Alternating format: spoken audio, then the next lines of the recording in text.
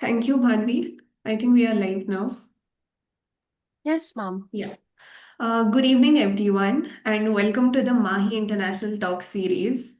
Last week, we had beautiful discussions with other international speakers, and today we are honored to host the fifth talk of our series. Before we begin, I would like to invite Mrs. Meeta Patil, Narerko Mahi's national president, to deliver the welcome note. Over to you, ma'am. Thank you so much, Manasvi. A very, very warm welcome to all of you. This is the fifth session, as Manasvi said. So, very warm welcome to this enriching session of International Mahi Talk series. So, at Naredko Mahi, we strongly believe the knowledge and collaboration and the global perspective is essential. And we are trying to bridge the gap through all this Mahi Talk series. So, today, session it is very special because it's uh, especially meaningful at the focus of one of the most critical challenges of our times, that is water conservation and the sustainable water management. So we are very happy and privileged to welcome Dr. Tanuja here, who is chief executive officer of the Lanka Rainwater Harvesting Forum from Sri Lanka, and her remarkable work and decades of experience in rainwater harvesting and water stewardship will surely offer a valuable insights and practical learnings for all of us. So all of us means I mean the policymakers, the developers, the professionals, and all the citizens of our nation. So and also I would like to thank moderator Pradnya Thakurji, who is our Nirbal Jal Prayas head, and she is guiding today's session here, and she will be moderating this session for the next 1 hour. So thank you, Pradnya ji, for arranging this and bringing Dr. Tanuja for all of us. And we have the all our beautiful member AVP Manasvi Abhay Kere. She is from West, and she is contributing a lot in this Mahi Talk series. I would like to congratulate her and comment her on the same. So thank you so much, Manasvi, for doing all these things for all of us and giving your time for all of us. So through the platform like the International Mahi Talk series, we aim to bring the global best practices to India and empower women leaders to the meaningful and change on the ground actually, so which is most important thing. So we should understand the root cause and work on that. So I thank each and every one of you who has joined us here today and who will be watching this video later on as well. I am confident the session will inspire and actionable ideas and renewed commitment towards the water sustainability. Once again, welcome all of you. Enjoy the session ahead. Thank you. Thank you so much, ma'am. I can see Dr. Ananta has also joined. So next I would like to invite her, Dr. Ananta Raghuvanshi, the chairperson of Nererko Mahi, to give a welcome note. Over to you, ma'am. Ma'am, you're muted. Just unmute yourself. Thank you. A very good afternoon to all our viewers, and thank you so much, Manasvi and Pradnya. Dr. Tanuja, we are absolutely indebted to you and so honored that you have joined us today. Also, heartiest congratulations for the recent award that you have just won. We are so very proud to have you on the screen with us. The recordings will go to 15,000 builders all across the country, and I'm sure their employees will also benefit tremendously from your words of wisdom that we will hear today. Smita, my heart reaches out to you. I don't know how you do so many things at the same time. Madam Tanuja ma'am, we started Mahi Talk as a very small forum where we thought we would reach out and communicate with women in real estate and try and help them in their journey so that they reach their maximum potential. So, Mahi basically is a group of women, all of us, who with passion combine purpose and talk about giving back to the society. So, it's not just about being good or being a star yourself, but how many such stars can you create? So, that is our whole theme. and taking this Mahi talks forward. Smita has taken it international. I am so delighted. I could not attend a few sessions which happened, but I will certainly see all those recordings, Smita. Congratulations. Mahi Talks going international, and to have a speaker like Dr. Tanuja, I am so delighted. God bless you all, and please take it forward, Pradnya, and God bless you. Really excited to hear ma'am today.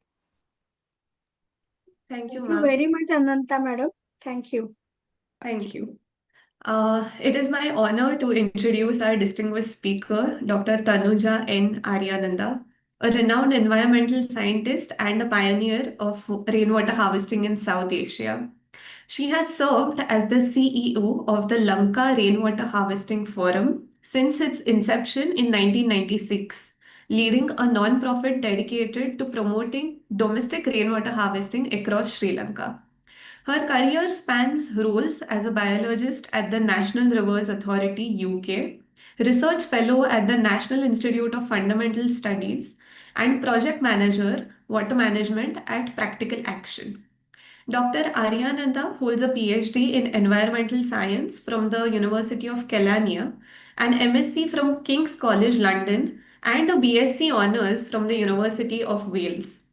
She is the convener of the South Asia Rainwater Network, SARNet, has served on key national policy and research committees, and held leadership roles including president of the International Rainwater Catchment Systems Association. An author of several books and over 25 research papers, she was honored with the Presidential Award for Research in 2008 and also another award which was given to her yesterday. Please join me in welcoming Dr. Tanuja. And before we begin, I would also like to introduce our moderator, Mrs. Pradnya Thakur, who is the initiative head of Nirmal Jal Prayas at Nererko Mahi and has contributed to the water sector since many years now. Now, without further delay, let's begin the talk. Over to you, Pradnya ma'am.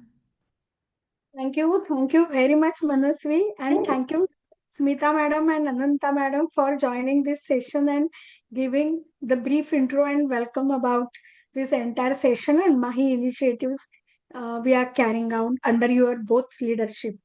So, and I take opportunity to again welcome Dr. Tanuja Aryananda. That is actually since last 2 years being part of the SARNet forum. I know her passionate work and driving this SARNet group across many countries. Now it is just a SARNet as a SARC, but it is not restricted in to a SARC group. It is now reached to Iran, it is now reached to Africa, and many more countries that those are now part of the SARNet.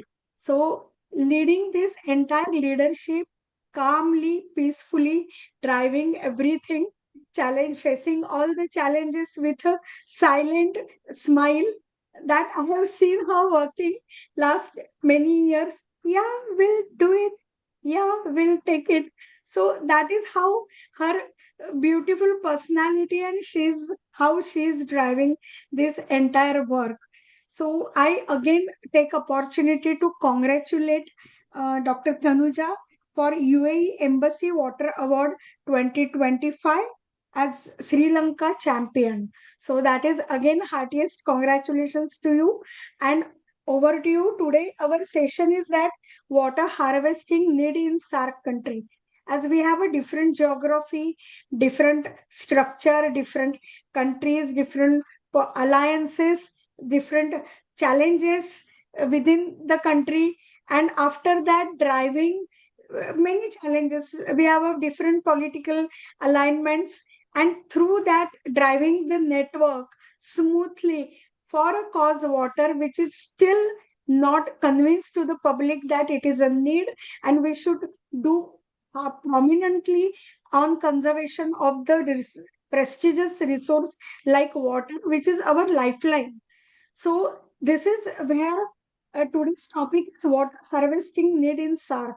So I request and I want to take you now the next session is with you, and please bring your all the thoughts to us and support our entire Mahi team and who and all the audiences who will go through this entire YouTube channel.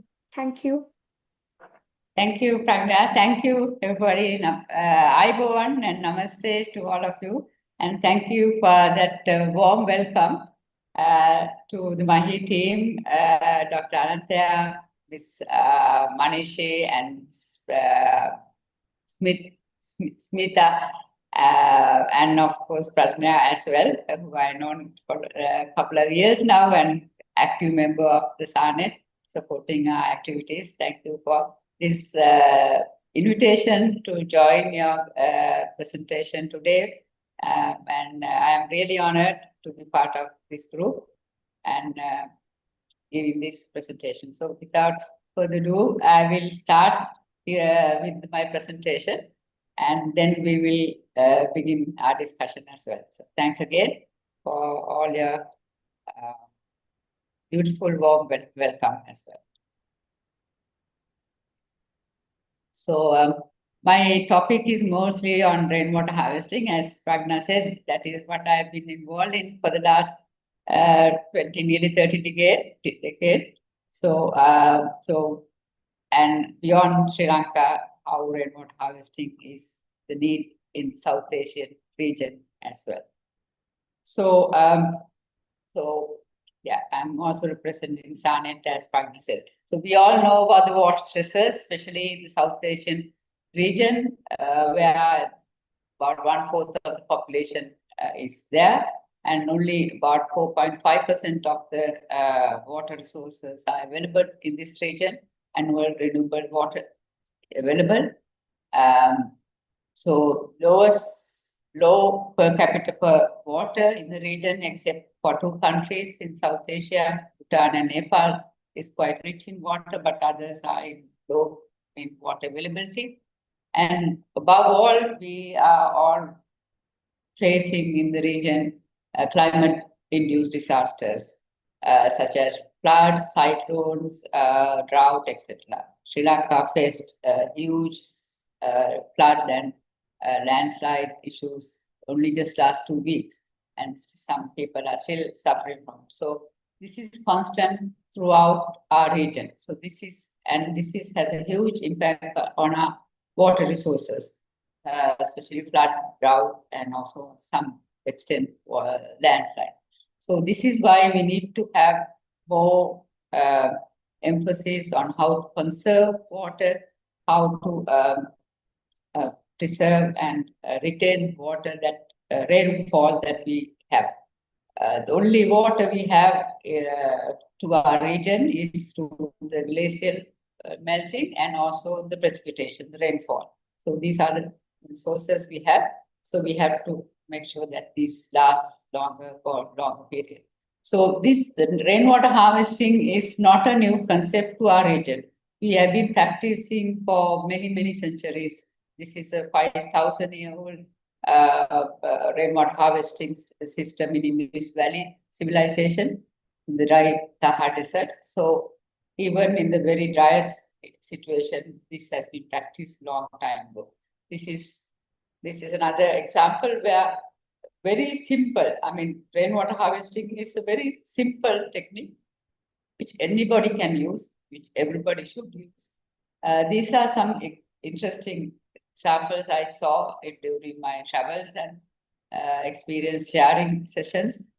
Initially, I thought the one on Sri Lanka that was very unique to Sri Lanka. So that when we formed the Lanka Rainwater Harvesting Forum, we thought this was unique, just tying a leaf to a bark of a tree, and what comes down the tree is collected through the tree trunk, through the leaf into a pot.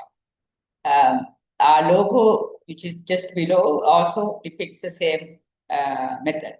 But later on, I found that same method is practiced in Japan, Korea, and I'm sure in many parts of India as well. So very basic principle of rainwater harvesting, just collecting rainwater through this method. Then there are so many structures in Sri Lanka as well as I'm sure in India and other countries which practice rainwater harvesting from ancient times. The famous saying from our great king Parakramabahu. Let's not even a drop of rainwater goes to the sea without benefiting mankind. So that is a famous statement said by a king thousands of years ago. So India, so many dying wisdom, just recorded by CSC India. Many examples there also. So since then, why is there growing interest in rainwater harvesting? So they predict that about 750 million people in South Asian region will be affected by climate hazard in the next 2 decades. After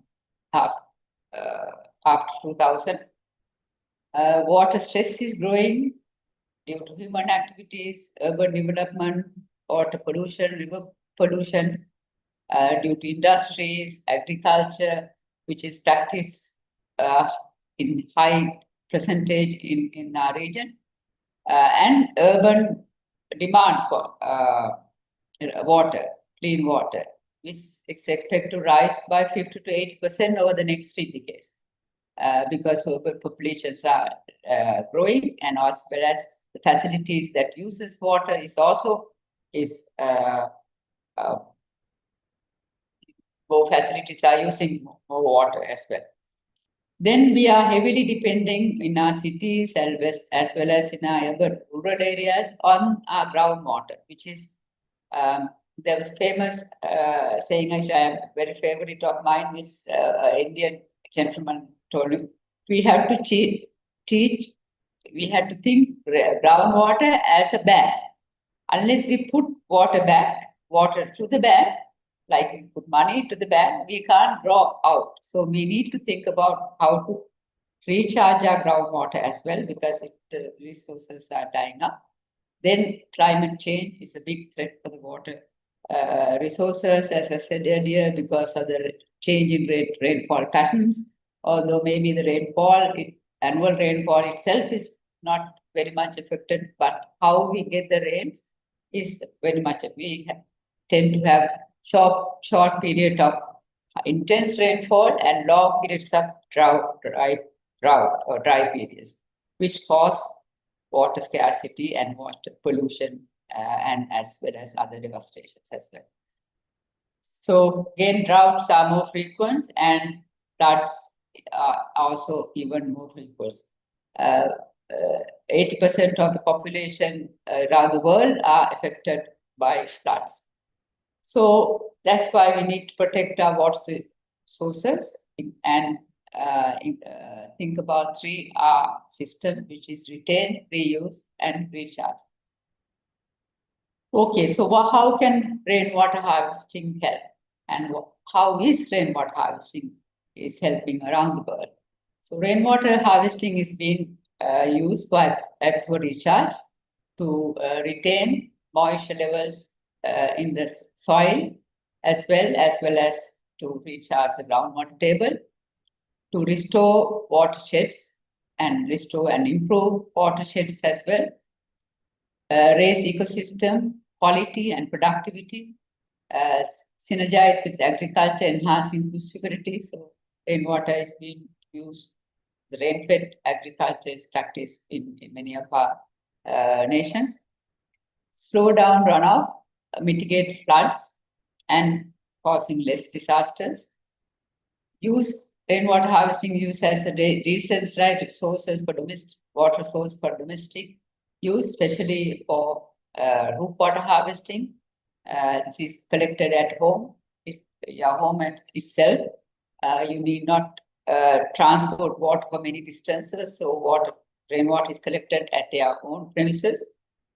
And also in urban areas where you control the drainage by harvesting rainwater. So these are being practiced for in many countries. I'll show some examples little later. These are the few countries that rainwater harvesting being practiced. There might be more, but these are few examples I have dotted around the world. And as you see, many parts of Asia as well as the temperate countries. very dry countries, as well as monsoon countries. So these are some examples from maybe very dry countries: Afghanistan, Uganda, China, where the rainfall is less than 300 millimeters annual. Where successfully they are doing rainwater harvest, collecting rainwater harvesting for domestic use as well as for small-scale agriculture use as well. This is a good example from China, the northern part of China, where rainfall is 300 millimeters and evaporation losses are very high. So they were facing a lot of frequent droughts. So they brought in a project called 1-to-1, where they provided one rainwater collection field, 2 water storage tanks, 1 for domestic use, 1 for agriculture use, and 1 piece of land to grow their cash crop. This project has was promoted in about 1.3 million people, where the yield was increased by 3 folds and their income by 4 folds. So it was very successful. Was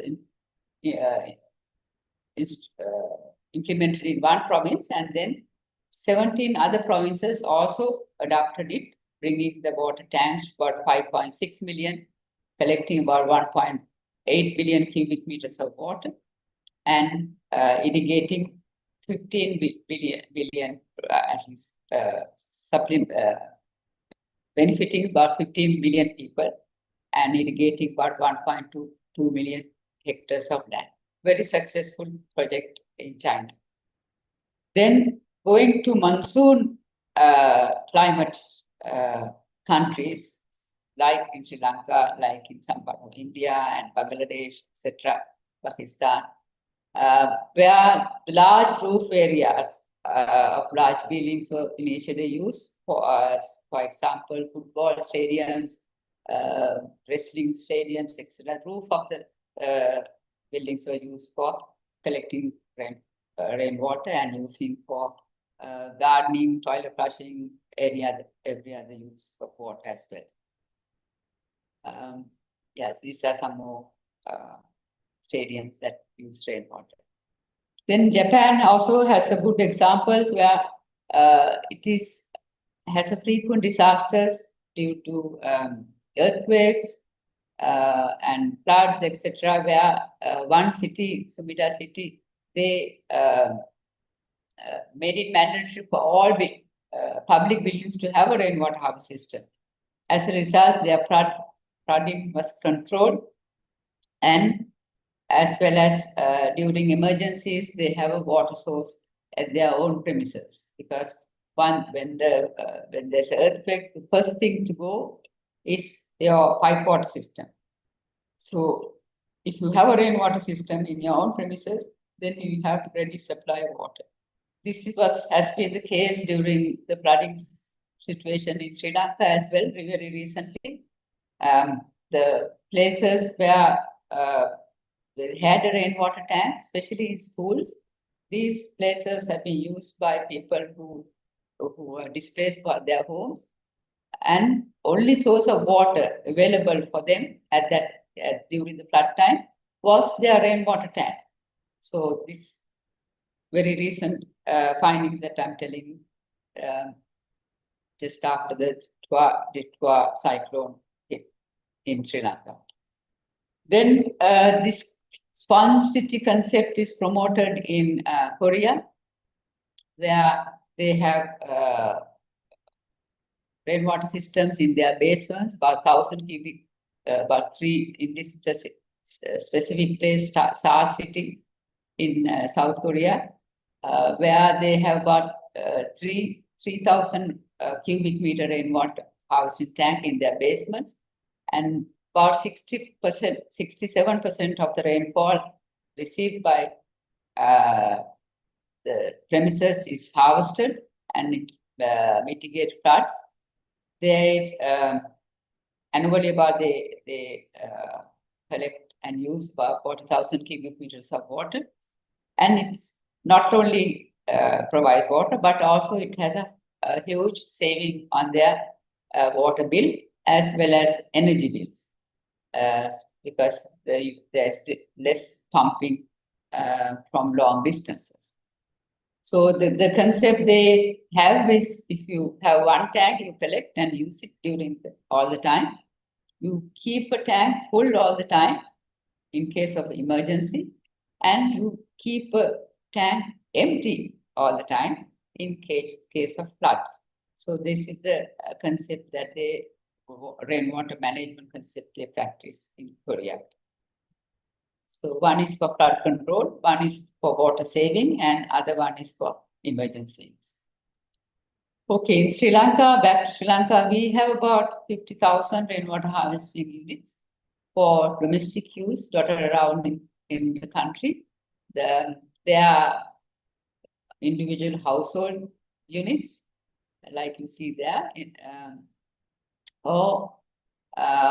they are in the village. This is a village after the tsunami, reconstructed households after the tsunami. So each one has their own rainwater harvesting tank. And these are also installed in hospitals, rural hospitals, where there is no water supply. And more importantly, also recharging, groundwater recharging, and also in schools. Yeah, so those, as I said, we have installed them in schools, and they have been very useful during the flooding experience during the last few weeks. And they are also in farms as runoff ponds, where they act as groundwater recharging structures, as well as water storage structures for small scale agriculture as well. Then we also have rainwater harvesting incorporated in urban areas. So these are some examples where high-rise buildings, residencies have installed rainwater harvesting systems for irrigation purposes. And then we have an IT company which use rainwater or water reuse for at least 75% of their water needs are met through these methods. And then we have also the apparel industries who are using rainwater for their production use. And we also have some other private sector, banks, etc. as well, who has to create green image for green credibility. They have installed rainwater harvesting systems. The policy, this and enabling environment for rainwater harvesting within Sri Lanka, as well as through the SARC countries, started in 2007, where Sri Lanka hosted international conference for rainwater harvesting in Kandy, in the hilly areas in Kandy. I'm sure most of you know who visited Sri Lanka, where Kandy is. So within this, during this conference, 5 ministers from the SARC region participated in this conference. I think you can see one of your own former Minister for Water, Professor Sois, is there in the picture, as well as some ministers from Bhutan, Bangladesh, and Nepal also attended this conference, where they signed a declaration to promote rainwater harvesting within the South Asian region. And this actually was the initiation for the SARNet network. I'll come to that in a minute, but this was the initial seed that went into creating SARNet network as well. Then in 2008, there was a SARC conference, 15th SARC conference held in Colombo, Sri Lanka, where rainwater harvesting was mentioned in the declaration. Then in Sri Lanka, the policy, national policy for rainwater harvesting was declared accepted by the parliament. So since 2005, so 20 years we had this policy. And following that, there was a regulation as well to have rainwater harvesting in urban and municipality areas for new buildings. When they are planning, they have to show that there is a rainwater harvesting system, but the implementation is still yet not 100%, far from 100%, I must say. But the policy and the regulations are there, as well as in India and other about I think 10 to 12 other countries also have this regulation. Philippines, I think Sri Lanka, Philippines, and some African countries, some European countries have this regulation for rainwater harvesting as well.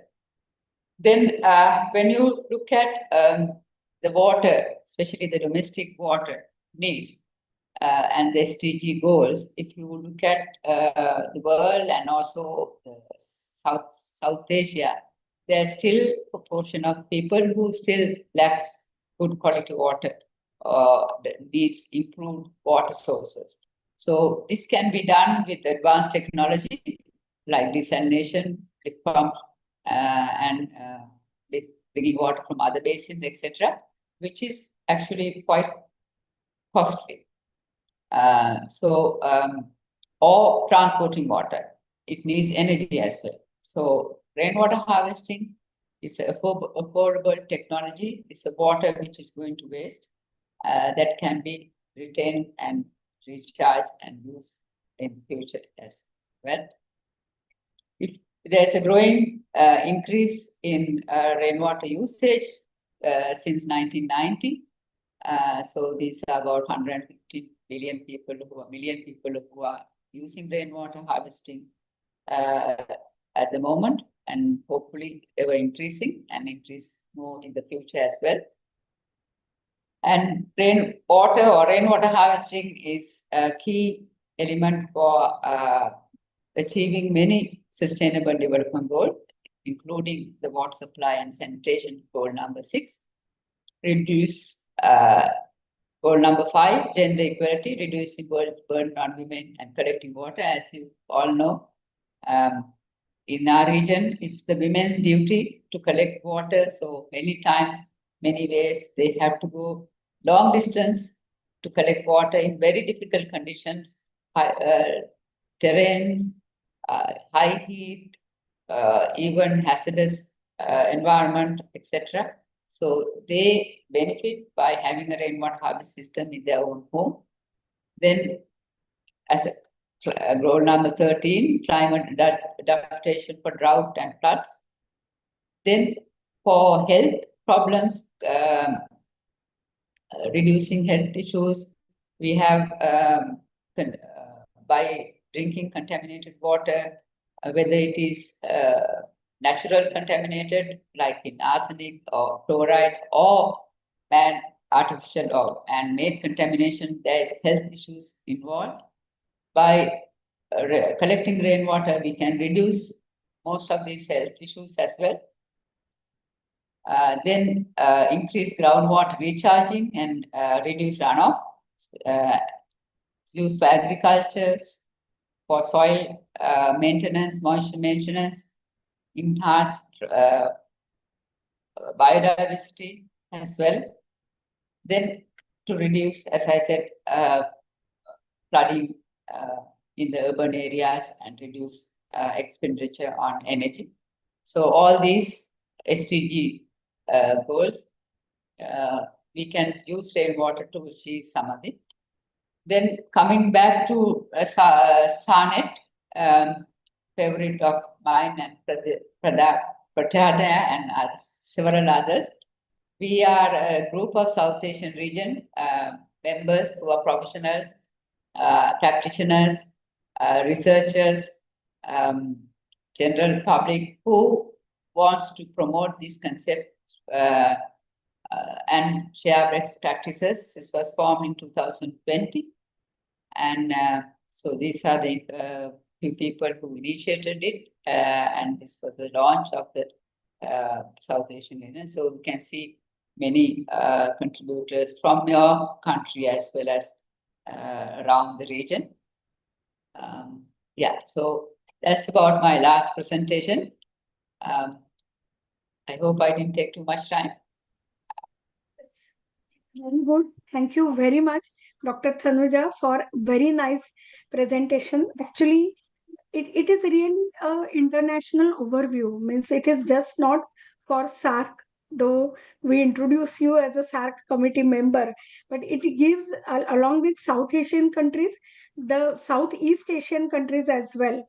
And it has really given the global overview that how different technologies are adopted in different regions and how the rainwater harvesting is promoted in other countries too. So it is insightful and it is a great overview to understand and learn that how rainwater harvesting has been done at many places. You have also explained the traditional water harvesting, global overview, and different technologies. And it's amazing to see that in the entire country of Sri Lanka, 50,000 rainwater harvesting system has been mapped.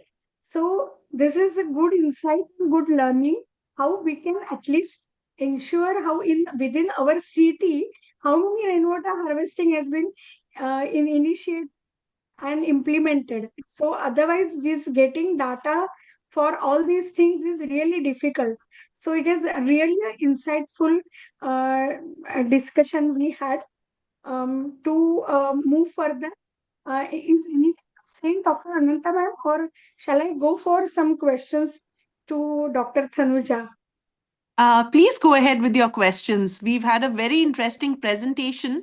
Ma'am, in case you are comfortable, and if you can share the PPT with Ms. Thakur, it'll be really nice because then, those who have not been able to have that in-person interaction with you, Pradnya can take it forward and explain it to them in a lot more detail. So please go ahead with the Q&A. Thank you.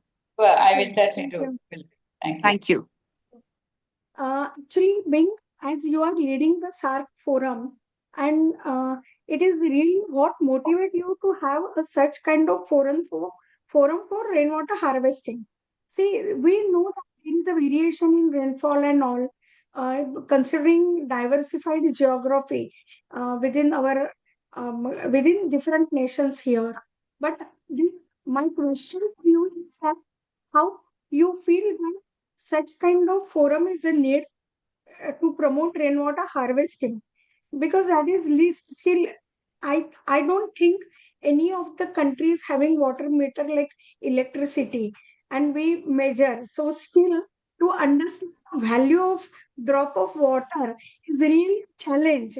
And apart from that, how it is driving such a forum on the rainwater harvesting in so many countries. What motivate you? That is my one question.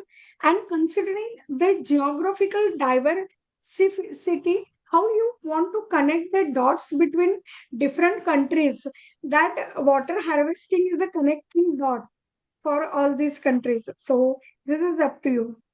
Okay, Ragna.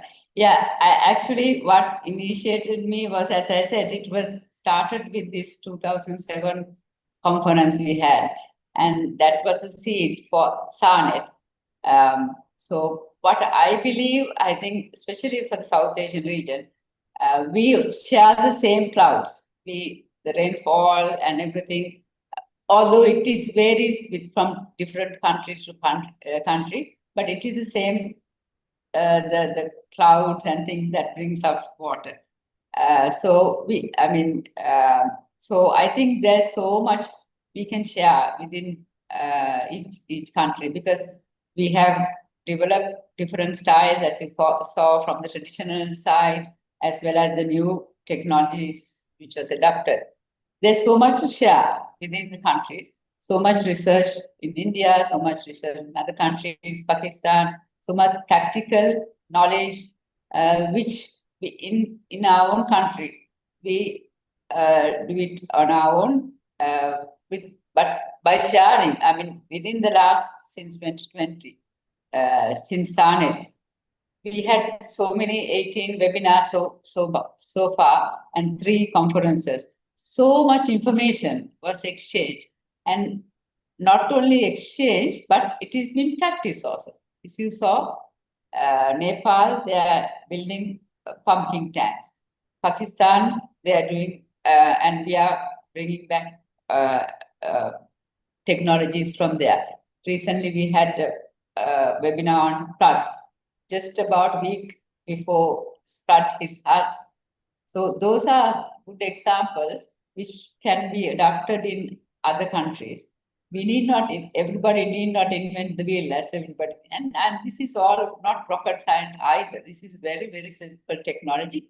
I feel practical things that we need to do, which we as neighbors, we need to share. As international groups, we need to share and let the others benefit from it. So that is what I feel is the most important thing in this network. And amazingly, as your network as well, it is all voluntary. People they are not given any pay for the time that they provide, but they're doing it on their own because they care about, sharing, they care about benefiting people, community, the other groups, etc.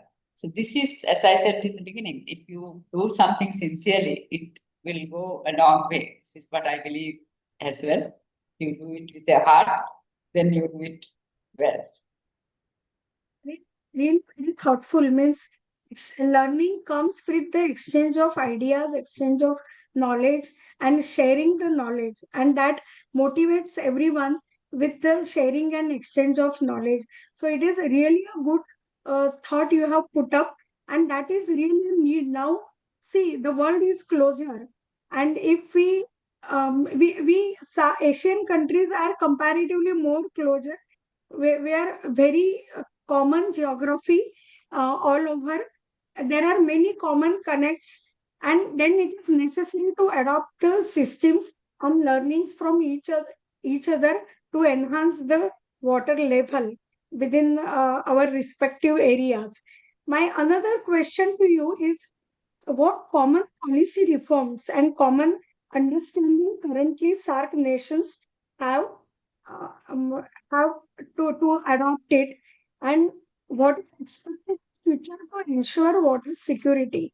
Means how we should go hand to hand, and what at policy level there should be a common policy level reforms necessary for all the countries related to water conservation measures. So that is my another question to you. In your profile, Manasvi, when explained about that, you are working a lot on policy level. So what are the common policy pointers you expect as a SARC forum you are leading for all the countries? Yeah, I think many of our rainwater, especially policies, uh, India has, Sri Lanka has, I think other countries are in the process of having these policies, which is a very good thing and it's good to hear. But policy alone will not help. It has to be some regulation, it has to be also implementation as well. So, in the SARC platform, of course, they have recognized rainwater harvesting as one of the key issues that which can combat water stresses in the future. So we need to push that sort of thing.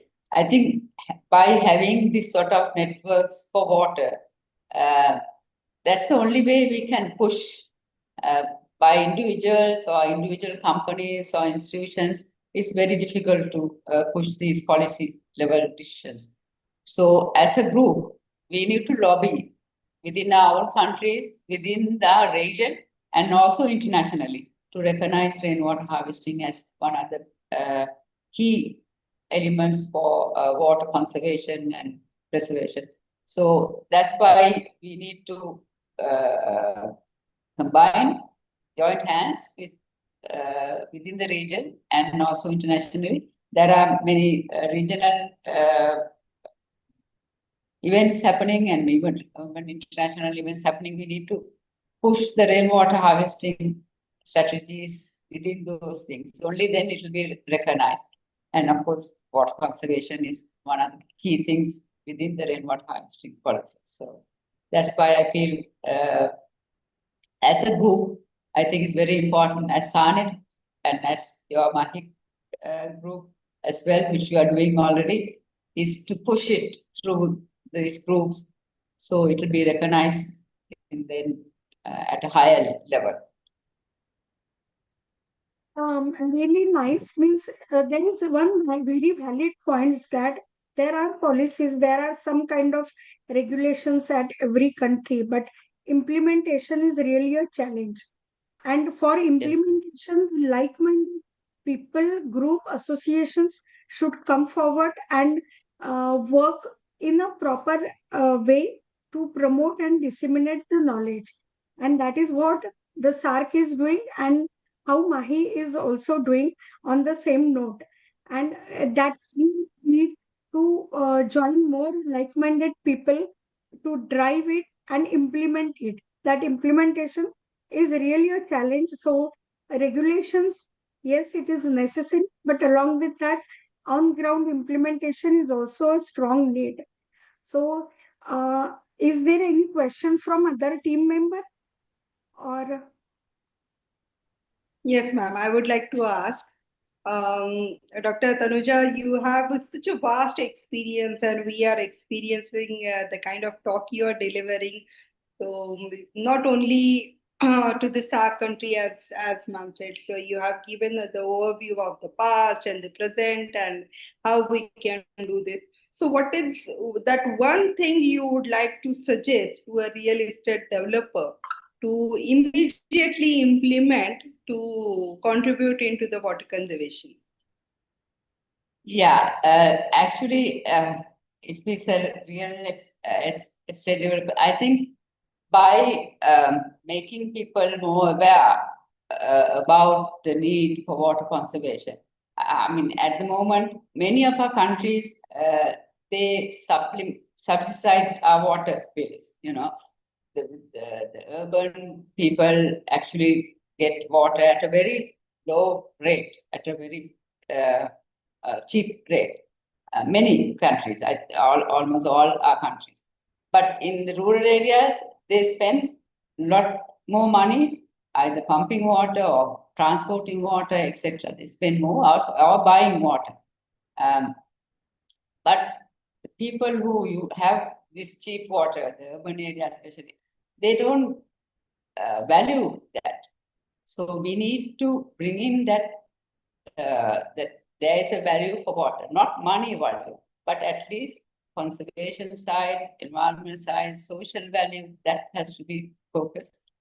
And then as builders or construction workers or real estate, we need to sometimes, offer some incentives for people to incorporate rainwater harvesting as they do in other countries, like in Australia.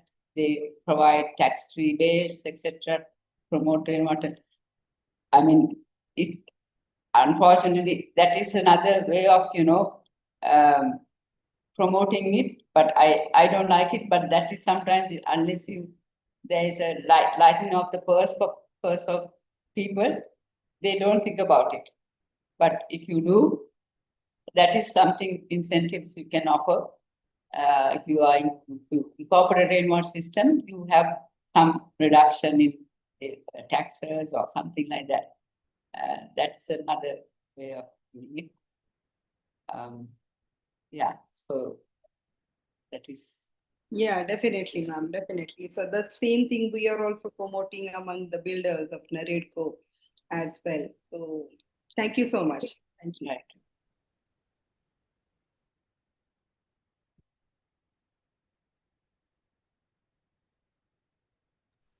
Pradnya, you're mute. Yeah. Yeah. Is there any question from anyone? No, I don't think any question, but Dr. Tanuja, I take a lot of pride in sharing with you that under Smita's leadership, there is a particular well that through crowdfunding, we have got cleaned up in around Pune, in a village called Pimple Khalsa. and all of us contributed financially, and she executed it and also contributed financially there. And it has helped a lot of villagers to get good, clean drinking water as a result of that. We also go to various schools and we have a Bal Jal Sena where we educate children actually to become the water warriors and make sure that in their houses there is no wastage and everything gets saved. We've also tied up when we launched Nirmal Jal Prayas, we also did a tie-up with Vanita and Indian Plumbing Association so that the good work, can be spread across builders as well as to whatever are the latest water-saving, things that we can use. And through Pradnya itself, we have got 2, 3 very interesting things done. One, we have done an education series with Dr. Meghal Arya, where Anshul was also involved, just to educate the women in real estate about you started with the Dhola Veera and you spoke about that 5,000 years back, it was there and implemented. So she has in fact done her whole research on such wells. So we took her help as well in making sure that our team also comes up to speed and has all that knowledge available and thinks of implementing all those things. So it's been a long journey for us also in the last 4, 5 years.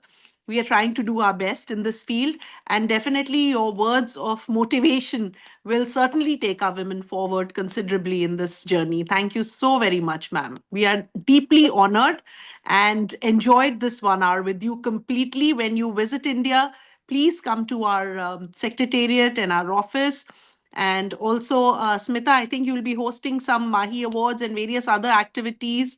I think for this year, Smita has a full calendar, and we would love you to be a part of all those activities, including we do study tours to Bhutan and Vietnam and Singapore and Dubai. We would love you to be a part of those with us as well.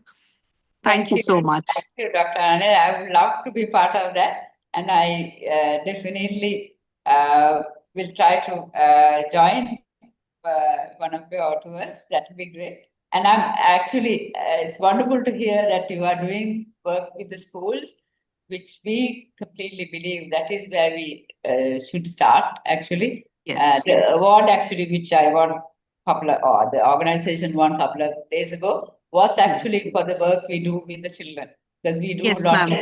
with the kids. And that has been very rewarding. The award is not rewarding, I mean, it is, but recognition, but it's the reward that we get from the children that they are promoting. They have been educated on water conservation and rainwater harvesting, etc. That Yes, is ma'am. the most important thing for us. Yes, ma'am. It's always easier to mold children than adults. So I'm also a regional mentor of change with Niti Aayog. And there are 8 schools in Delhi NCR, in Noida, Greater Noida, where I, promote this with utmost passion, that water saving is absolutely essential. Thank you so much, ma'am. Merry Christmas and a very happy New Year to you. And Thank you. Sri Lanka is very close to our heart. I've made several visits there, and I absolutely love your amazing country. Thank you, ma'am. Thank you. And next time you come and see us at the rain center. We will do a study tour of Colombo for sure, ma'am. Yes, and this Lanka Railroad Center is really good model to see various technologies. So it is really nice to go there. Thank you, Ananta madam. Thank you, Smita madam. Is there any else question from anyone? Pradnya ji, I don't have a question, but definitely we have added a very, very precious 1 hour to our Mahi knowledge pool. Thank you, Dr. Tanuja. It was lovely having you today. Thank you. Yes, and I would thank Pradnya ji also that Pradnya ji, I think you have really added a wonderful speaker to our pool. Thank you so much. Thank you, Dr. Anshul. She is a vice president of South region of India. And I really appreciate all the efforts has been put up by the team. And first of all, thank you very much, Dr. Tanuja, for nice presentation, wonderful presentation, insightful information you have shared with us. And thank you for all the team, Manasvi, Bhanvi, And yes, Anshul definitely for entire coordination for entire session. And thank you, Smita madam and Ananta madam, for your presence and organizing International Mahi Award. Thanks again, Dr. Thanuja, and for closing the session. And thanks for your presence here again. Thank you. Many thanks to all of you also to include me in your thing. And it's wonderful to meet you all as well. And all the best for you for the Christmas season as well as the New Year. And best of luck in the future in your Mahi organization as well. Would love to be part of it in the future. Thank you, ma'am. Thank you so much for your valuable time for us. Thank you.